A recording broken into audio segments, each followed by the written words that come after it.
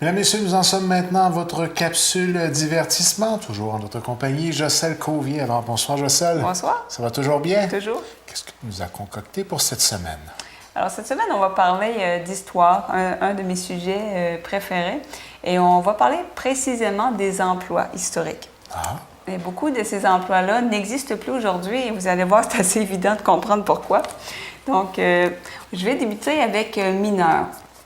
Donc, l'emploi de mineur, c'est quelque chose qui existe encore de nos jours, sauf qu'à l'époque, c'était pas fait. Donc, tout était fait à la main et on prenait des enfants. C'était des esclaves, et ça, je l'ignorais. Et c'était des mines d'argent. Et l'espérance de vie dans ces mines d'argent-là, c'était de 3 mois. incroyable. Incroyable, hein? À cause de, entre autres, des effondrements.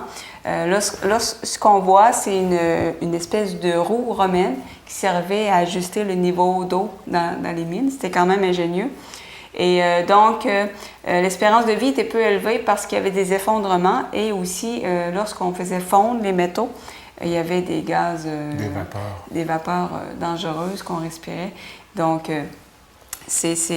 heureusement que les conditions ont changé, mais ça reste un métier très, très dangereux de mineur aujourd'hui. Ensuite, un travail qui s'appelait Stercaorarius. Donc, Rome avait un système d'égout très, très développé, mais ce n'est pas tous les gens qui avaient les moyens. Et il y a des gens aussi qui avaient les moyens, mais qui n'avaient pas envie de mettre de la plomberie chez eux à cause des problèmes de vermine et d'odeur. Alors, qu'est-ce qu'on faisait? C'est qu'il y a une personne qui passait de porte en porte recueillir les déchets humains et qui faisait ça. Oui, les excréments humains. Donc, son travail, c'était ça. Ensuite, les fermiers achetaient, achetaient les excréments pour mettre dans les champs. Et ce qu'on voit actuellement, c'est une latrine romaine. Donc, les gens, partout où il y a un petit trou, donc c'était des espèces de toilettes. Donc, on allait aux toilettes en public. Ça a déjà existé, enrichir les champs avec des excréments humains. Oui, je savais pas que ça datait d'aussi loin que ça. Oui, puis je pensais que l'idée était peut-être un peu déplacée et je m'aperçois que ça a déjà été pratiqué, donc l'idée n'est pas si ridicule que ça. Non, effectivement, depuis donc, les Romains qui avaient découvert que ça aide la croissance dans les champs. Donc, on va rester un petit peu dans le même domaine. Un autre emploi qui s'appelait le servant de toilette, c'est en Angleterre. C'était un servant mâle qui faisait ça. C'était pour les monarques, donc les gens très riches. Donc, son travail, c'était d'assister le monarque lorsqu'il allait aux toilettes et de le nettoyer. Donc, et c'était étonnamment un poste qui était très, très prisé, car on avait accès évidemment au roi comme personne. Et c'était des gens qui étaient très, très bien vus dans la société d'alors. Ah, ouais, oui, c'était un poste, j'aurais pas appliqué. Servant de toilette. Et là, on voit un autre type de toilette de la même époque. Celle-ci est portable. Quand je vois des choses comme ça, je me dis, mon Dieu, heureusement que ça a évolué, hein, quand même. Ça c'est pour les monarques. Alors, vous imaginez les gens, la population moins riche. Ensuite, il y avait le métier de porteur. Donc, c'était aussi des esclaves. Donc, on portait une personne dans une espèce de calèche. C'était un travail très dangereux parce que vous imaginez, lorsqu'on montait les marches, et plus ça allait, plus que l'espèce de calèche devenait élaborée. Il y avait même des fenêtres en verre et ça devenait vraiment... Vous allez voir un autre exemple après. de plus en plus lourd aussi, j'imagine. Et c'était pas très confortable, semble-t-il, que la personne qui se faisait transporter avait souvent le mal de transport. Parce qu'elle se faisait barouetter pas mal. J'imagine. Ensuite, le métier de lance-pierre. Ça, je trouvais ça très intéressant. J'aime beaucoup l'histoire romaine. Donc, c'était important. Dans l'armée romaine, il y avait toujours quelqu'un qui était chargé de lancer des pierres. Et c'était plus efficace que la flèche au niveau de la distance parcourue et des dommages. Et, ah oui? Oui. Et comment on entraînait les soldats romains? On les entraînait dès le très jeune âge et il fallait qu'ils tuent leur dîner. Donc, si tu ne tuais pas d'animaux, tu ne mangeais pas. Donc, tu apprenais assez vite à être très bon. Avec une pierre, méchant défi. Hein? Avec une pierre, mais ça m'a surprise. Ils pouvaient lancer des pierres de 1 livre de façon précise à 200 mètres. Incroyable. Lorsqu'on disait que c'est plus précis qu'une flèche, donc l'armée romaine avait toujours des lanceurs de pierres. Alors, j'ignorais ça.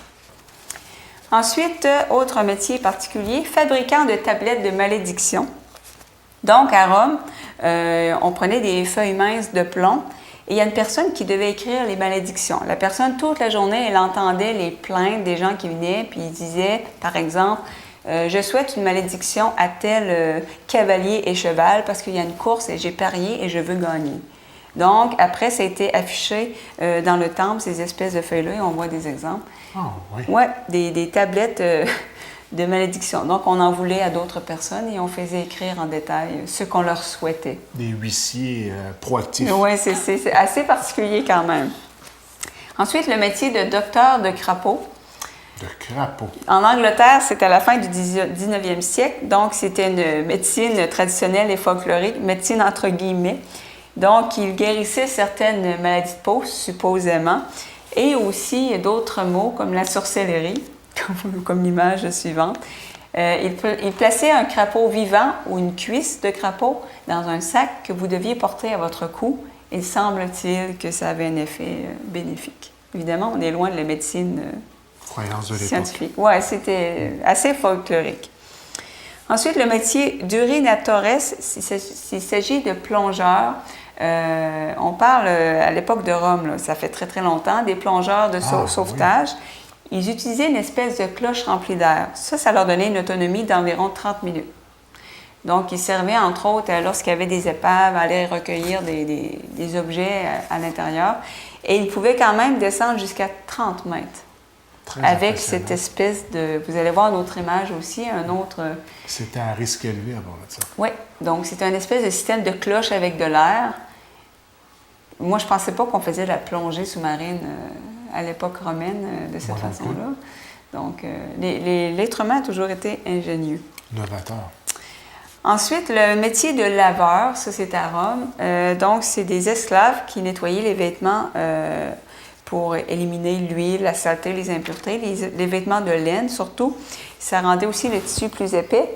Et les laveurs devaient travailler dans des bains qui étaient remplis de vêtements et d'urine parce que les sels d'ammonium contenus dans l'urine, on disait que ça avait une vertu, ça nettoyait et ça blanchissait. Donc, et l'urine était tellement importante qu'on la taxait à l'époque. Ah, oui. Ouais. Évidemment, avec le temps, on a découvert d'autres, des détergents et donc un métier particulier. Plusieurs façons de blanchir son linge. Oui, donc je ne vous conseille pas d'utiliser ça. Dans la laveuse. Non, c'est pas ce que je veux dire. Ensuite, c'est tout de même impressionnant comme mode de fonctionnement tout de même, là. Oui, bien, on avait compris que l'urine avait quand même certaines propriétés, comme je disais. Taxer l'urine, là. Oui, c'était considéré comme un bien important. Ensuite, gymnasiarque, ça c'est dans la Grèce antique. Son travail, lui, c'était de huiler et nettoyer les athlètes après les matchs de lutte. Et c'était considéré comme une œuvre philanthropique, donc des bonnes œuvres de charité, si on veut. Et il avait aussi comme travail de frapper avec un bâton les athlètes qui n'agissaient pas bien. Donc c'est assez particulier. Évidemment, en Grèce... c'était très, très populaire au niveau du gymnase, la lutte, les Jeux olympiques. Là, donc, c'était un travail très, très bien vu. Ah oui.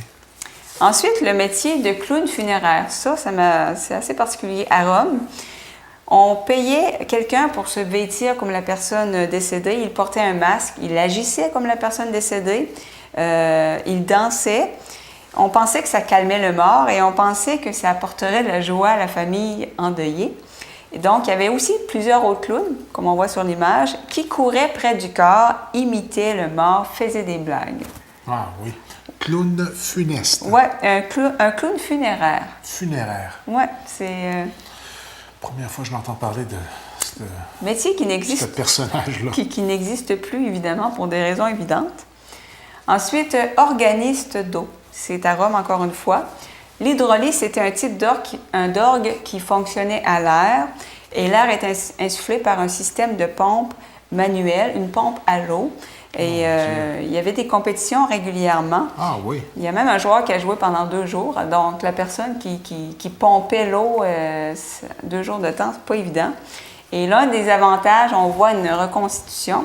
L'un des avantages, c'est que tu avais les meilleures places pour les combats de gladiateurs parce que les combats étaient accompagnés de la musique d'un hydraulice.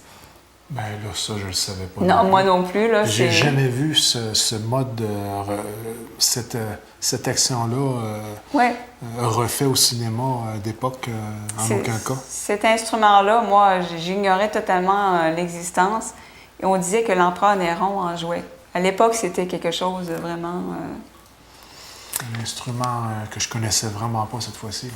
Ensuite, le métier de fouetteur de chien. Qu'est-ce qu'il faisait? C'est que les gens avaient l'habitude d'amener leurs chiens à l'église, à la messe. Donc, on parle du 16 au 19e siècle en Europe.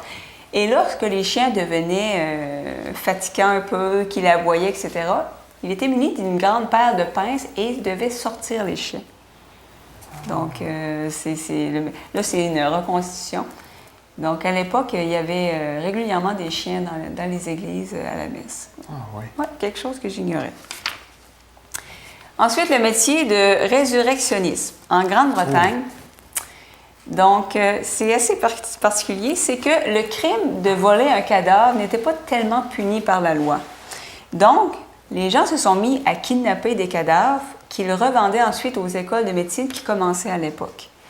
Donc, c'est devenu une véritable industrie. Les gens déterraient les corps et ils prenaient garde de ne pas prendre les vêtements ou les bijoux parce que là, à ce moment-là, ça aurait été vraiment considéré comme un vol punissable par la loi de façon plus grave.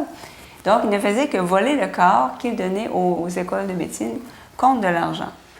Et à un moment donné, en Écosse, ça a comme un peu dégénéré et les gens se sont mis à tuer les gens carrément parce que les corps frais étaient payés plus cher. Donc, c'est épouvantable et à partir de ce moment-là, en 1832, là, à un moment donné, ils ont perdu le contrôle. Ils ont passé une loi que les corps non réclamés s'en allaient directement à la science. Et ça a tué l'industrie directement. Les gens ont arrêté de voler des cadavres dans les cimetières. C'est ce qu'on appelait des body snatchers. Un dommage collatéral non soupçonné, j'imagine. C'est particulier. Ben oui. Ensuite, le garçon fouetté. C'était un travail des années 1600 et 1700. C'était un jeune garçon qui était assigné à un jeune prince et il était puni à la place du prince. Si le prince agissait mal ou qu'on apprenait mal à l'école, c'est l'autre garçon qui était fouetté. Pourquoi? Parce qu'on disait que le roi était choisi par Dieu et donc la seule personne qui peut punir le fils d'un roi, c'est le roi lui-même. Et le roi, évidemment, était occupé à pas mal de choses et il n'avait pas le temps de faire l'éducation de son enfant. Et pourquoi ça fonctionnait? C'est que le garçon fouetté était uni au prince depuis sa naissance, il était éduqué en même temps, donc il y avait quand même un lien fort. Oui. Fait que quand le prince voyait l'autre se faire fouetter, c'était efficace. C'était assez efficace pour qu'il ne recommence pas ce qu'il avait fait de mal. Donc, c'était un travail, ce qu'on appelait le garçon fouetté. À partir du moment où l'enfant en question avait une certaine conscience. Là. Avait une certaine empathie. Sinon... Empathie, oui, c'est vrai. Oui, mais il paraît que c'était vraiment très, très efficace parce qu'il y avait un lien très fort entre les deux. Et finalement, le dernier travail qui m'a fait sourire, le métier de cogneur en Angleterre et en Irlande, durant la Révolution industrielle, avant que les réveils matins soient vraiment existent ou soient abordables, il fallait réveiller les gens qui travaillaient. Donc, il y avait un métier qui s'appelait le cogneur qui allait de fenêtre en fenêtre cogner aux fenêtres. Donc, vous voyez d'autres exemples ici. Et souvent, il prenait, comme vous voyez, une espèce de long bâton de bambou et il allait cogner à toutes les fenêtres et les gens lui donnaient un petit salaire. Et il ne quittait pas tant que la personne ne lui avait pas fait signe « OK, je suis réveillé, c'est beau, tu peux partir ». Et il y avait une autre méthode aussi, que vous allez voir la photo de la dame, c'était de lancer des poids dans la fenêtre. Ah? Oui, une autre technique pour réveiller les gens, encore une fois. Donc... on est loin du réveil matin. On est loin du réveil matin. Et c'était écrit sur le site que je visitais. C'était un site qui répertoriait des emplois historiques disparus. Et c'était écrit « Mais qui réveillait le cogneur? » Oui. Donc, c'est assez particulier de voir des travails à l'époque. Probablement. Donc, ça fait un petit tour d'horizon et honnêtement, il y a beaucoup de travail que je n'aurais jamais deviné qui existait à l'époque. Et on n'aurait peut-être même pas eu à aller jusqu'à soupçonner que même il y avait des métiers là-dedans qui étaient enviés, qui étaient Oui. respectés. Et, vraiment, que lorsque tu pratiquais ce métier-là, tu faisais partie là, de la high class. Là. Ça fait prendre conscience qu'il y a une question aussi de valeur. La société évolue. À l'époque, c'est ça, d'assister le roi faire ses besoins naturels, c'était vraiment très, très bien vu dans la société. Je pense pas que c'est encore d'actualité, cette pratique-là. Je ne croirais pas. Mais ce fut non seulement intéressant, mais instructif. Oui, quand même des choses amusantes et c'est toujours intéressant d'apprendre sur notre histoire. Et je pense qu'il y aura probablement place à en faire d'autres allant dans ce sens-là. Hein? Effectivement, il y en avait d'autres. Et le plaisir de la chose. Ça revient la semaine prochaine.